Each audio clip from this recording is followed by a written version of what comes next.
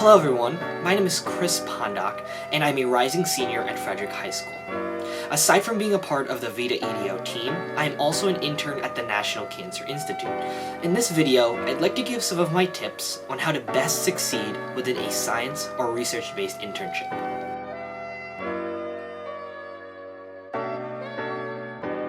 The first tip that I suggest for any student is to make sure that they are prepared to read a lot. Now, up until my science internship, I didn't realize the power of scientific papers and scientific journals. After all, it's how the scientific community communicates and collaborates with one another, and a lot of the research you will be doing is either based off of existing research or is going to disprove someone's already existing theory.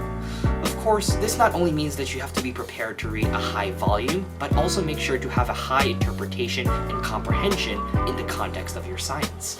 A lot of my preparation for the much more rigid or rigorous parts of my internship were pretty much just reading textbooks and journals, so make sure you're prepared to read. One of the biggest misconceptions that a lot of students will have is that a science-based internship is just like an AP class. You're going to read a lot of information, like I already said, regurgitate it all, have some quizzes and tests, and maybe be graded or something, or be given an A, B, C, D, or E. But the reality is that it is far away from that perspective. In fact, a lot of science has nothing to do with grades. You'll be working on a certain project not just for a week or for a day, but for much more extensive periods of time. Your team is not going to be limited to just your friends or even to just a subset of your people. It might involve research with other interns from other places or other team members or researchers from facilities all over the world. You have to be prepared to collaborate.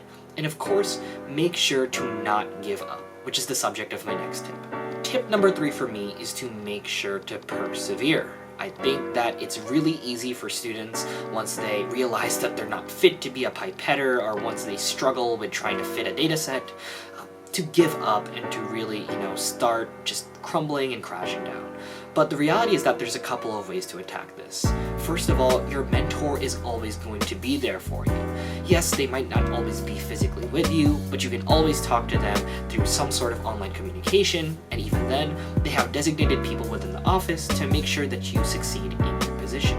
You also have to make sure that everything is great in terms of trying your best, right? You don't want to just give up right away. You want to keep trying. Sometimes it's going to take a couple of data sets, sometimes it's going to take a couple of trials, and you might not always get a positive trend on the first set, but you want to make sure you keep trying and not give up. Thanks again, guys. We hope that this will help you get a lot of success within your science or research-based internship.